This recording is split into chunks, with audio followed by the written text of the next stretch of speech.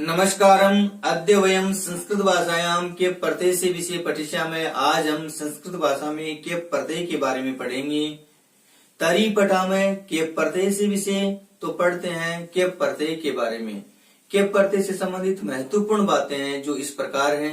इसमें क तथा प का लोप हो जाता है, ये शेष रहता है। ये चाहिए अर्थ देता है। ह्रस्व स्वरांत धातुओं के साथ में जब के प्रत्यय का विधान होता है तो धातु तथा प्रत्यय के बीच में तय का प्रयोग किया जाता है, तय का विधान होता है। तो जानते हैं के प्रत्यय के बारे में विस्तार से। के प्रत्यय ककारस्य पकारस्य लोपचे कृते शेषचे ये, यानी क तथा प का लोप करने पर ये शेष रहता है। क्या शेष रहता है? ये शेष रहता है। ये चाहिए अर्थ देता है। जैसे क्री धातु के साथ में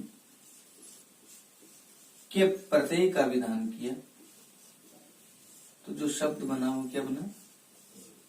कृत्य बना। कृत्य करने योग्य। भ्री धातु के साथ में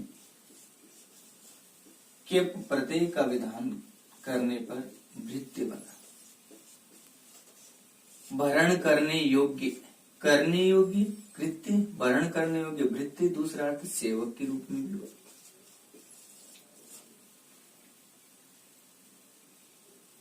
द्रि धातु के साथ में के प्रत्यय का प्रयोग करेंगे धृत्य। इस प्रकार जब हम के प्रत्यय का विधान धातु के साथ में करते हैं तो जो शब्द बनते हैं वो इस रूप में बनते हैं। कृत्य, भृत्य, धृत्य, वृष्य। वृष धातु के साथ में केप का विधान करने पर जो शब्द बना वो क्या बना? वृष्य बना, यानी सेंचने योग्य। सेंचने योग्य।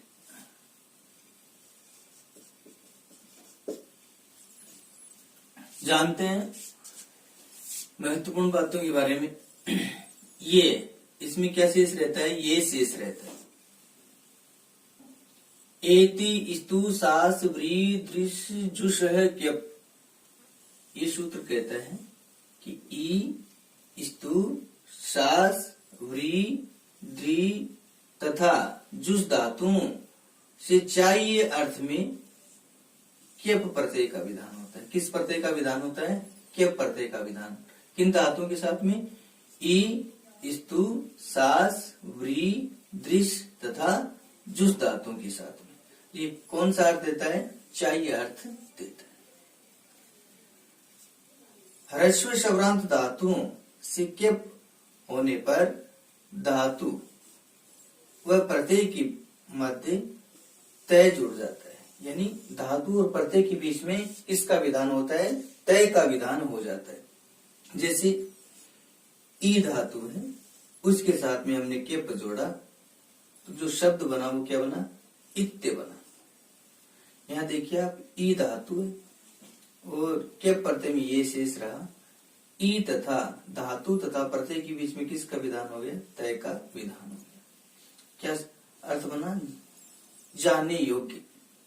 इसी प्रकार स्तु धातु है, उसके साथ में केप जोड़ा तो क्या बना? स्तुत्य। यहाँ भी देखिए आप, बीच में धातु और प्रत्यय के बीच में क्या आ गया? तय आ गया।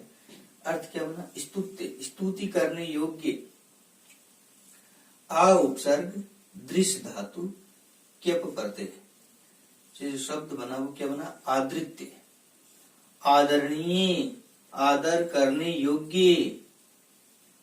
व्री धातु के साथ में केप प्रत्यय का विधान करने पर वृत्य शब्द बना। अर्थ क्या हुआ? वर्ण करने योग्य। वृत्य का अर्थ क्या हो गया? वर्ण करने योग्य।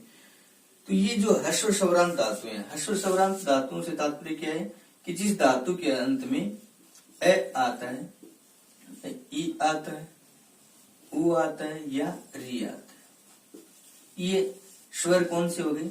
ह्रस्व स्वर हो गए। और ऐसी धातु जिसके अंत में अ, इ, उ और री आते हैं, ये हर्ष स्वर आते हैं, उसके बाद में यदि केप प्रत्यय का विधान होता है तो धातु तथा प्रत्यय के बीच में क्या आ जाता है, तय का विधान होता है। ये हमें ध्यान रखना है। तो यहाँ देखिए आप, ई है ह्रस्व स्वर है, स्तु में तू है ह्रस्व स्वर है। यहाँ देखिए आप द्वितीय में री है ह्रस्व स्वर है, व्री धातु है, इसमें भी क्या आ रहा है, ह्रस्व स्वर आ रहा है। जानते हैं धातु के साथ में प्रत्यय का विधान करने पर क्या शब्द बनेगा। सास धातु के साथ में के प्रत्यय जोड़ा तो ई का आगम होकर के क्या बनेगा, ये शिष्य बनेगा, शिष्य। जुस धातु के साथ में के प्रत्यय का विधान करने पर क्या बनेगा, जुष्य बनेगा, जुष्य। जुष्य का अर्थ क्या होता है, सेवा करने योग्य।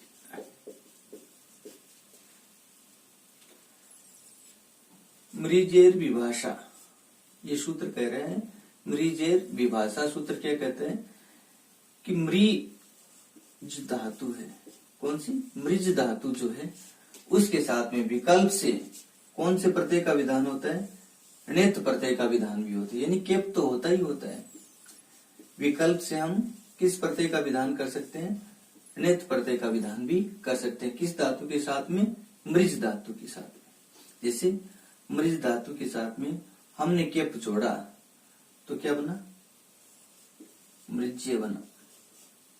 जो शब्द बना वो क्या बना, मृज्य, जिसका अर्थ क्या होता है, साफ करने योग्य या पवित्र करने योग्य, पवित्र करने योग्य। मृज धातु के साथ में ये अण्यत प्रत्यय का विधान करने पर जो बनेगा वो मार्ग्य बनेगा, यानी प्रथम स्वर में वृद्धि होती है। जबकि केप प्रत्यय का धातु के साथ में विधान होने पर न तो गुण कार्य होता है, न ही वृद्धि कार्य होता है, ये ध्यान रखना है। ये बनेगा मार्ग्य। में हम केप प्रत्यय का विधान करेंगे तो शब्द बनेगा खेयम। क्या बनेगा, खेयम। खेयम कैसे बना ये जानते हैं, ई च खन है, ये सूत्र कहता है कि खन धातु है, उसके साथ में केप प्रत्यय का जब विधान होता है, किस प्रत्यय का, केप प्रत्यय का विधान होता है, तो खन के नए के स्थान पर, नए के स्थान पर ई आदेश हो जाता है। कौन सा आदेश हो जाता है, ई आदेश हो जाता है, और खन का ए और ई मिलकर के क्या हो जाएगा, एक गुण हो जाएगा, और एक गुण होने पर क्या बनेगा, ये खे बन जाएगा। क्या बन जाएगा, खे। ये खे हो गया, ए और ई गुण होकर के खे हो गया, और केप में ये शेष रहा और ये बन गया खेयम। इस प्रकार ये बना खेयम शब्द।